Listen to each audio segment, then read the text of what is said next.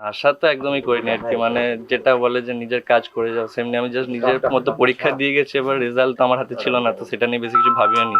In fact আমি result দেখছিলাম না, আমি নিজের ওই দুদিন পর পরীক্ষাতে সেটারই পড়াশোনার চেষ্টা করছিলাম। পরীক্ষা দিয়েছিলাম জাস্ট, এবার রেজাল্ট এত ভালো হয়েছে এটা আমার আশা ছিল না। ইঞ্জিনিয়ারিং এর জন্য একটা প্রিপারেশন নিচ্ছিলাম, তো সেই দিকেই এখনো লক্ষ্যটা আছে। এবার উচ্চ মাধ্যমিকে ভালো ফল হয়েছে, এটা তার সাথে এক প্রকার অ্যাড অন টাইপের। সরকার বদল হয়েছে, আমাদের মতো নতুন ভোটাররা ভোট দিয়ে নতুন সরকারকে এনেছে, তো তাদের কাছে একটাই অনুরোধ থাকবে যে যাতে শিক্ষা ব্যবস্থার জিনিসটা যাতে ঠিক থাকে আর কি। কারণ কোনো দেশকে যদি আপনার একেবারে ধ্বংস করে দিতে হয়, তাহলে একটা খুব বিখ্যাত কথা আছে যে কোনো দেশকে যদি ধ্বংস করতে হয় তাহলে তাদের ইউনিভার্সিটিগুলোকে ধ্বংস করে দেওয়া উচিত। তো তেমনই যদি কোনো দেশের শিক্ষা ব্যবস্থা ভেঙে পড়ে, তাহলে সেই দেশ অবশ্যম্ভাবীভাবে খুব অবনতির পথে যাবে আর কি। তো আমি চাইবো যাতে যে দুর্নীতি হয়েছে সেগুলো যাতে বন্ধ হোক, এবং স্বচ্ছ এবং ট্রান্সপারেন্সি রেখে যাতে সমস্ত প্রক্রিয়ায় শিক্ষকদের নিয়োগ করা হোক বা সমস্ত ফল প্রকাশ হোক, এই ব্যাপার। Brought to you by Shaping future leaders through innovation.